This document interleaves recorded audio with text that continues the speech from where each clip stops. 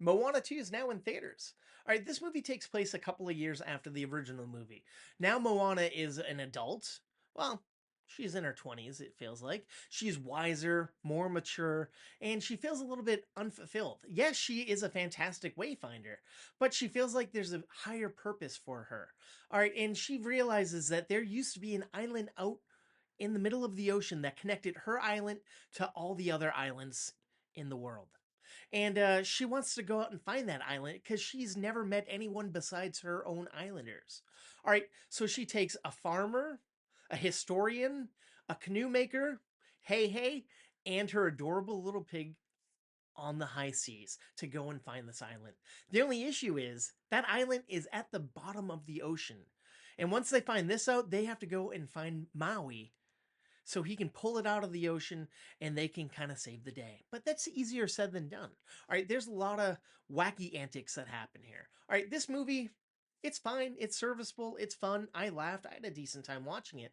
However, it's a little more serious, a little darker, and not as upbeat and fun as the original movie.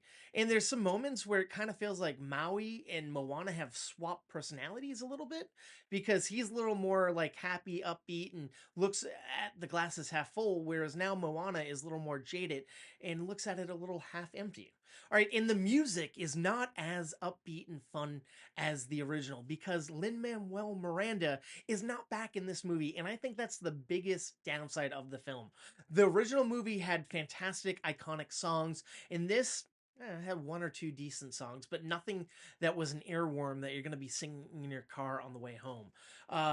And things feel a little bit kind of all over the place here and there character wise because we're meeting new characters that we set up in the original movie, some of them, but essentially there was going to be a Moana series on Disney Plus where we were going to spend time to get to know all these characters, and then they were going to hit the high C. But now they're just hitting the high C and we're getting to know them in a much more compressed setting.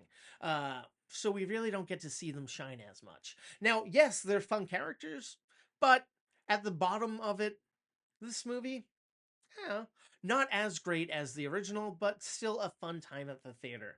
So if you enjoyed the first, go and see this one. And if you happen to like movie review podcasts, perhaps you could check mine out. It's called Movie Toast, news and reviews, and we're available wherever you get your podcasts. Thank you, and please stay toasty.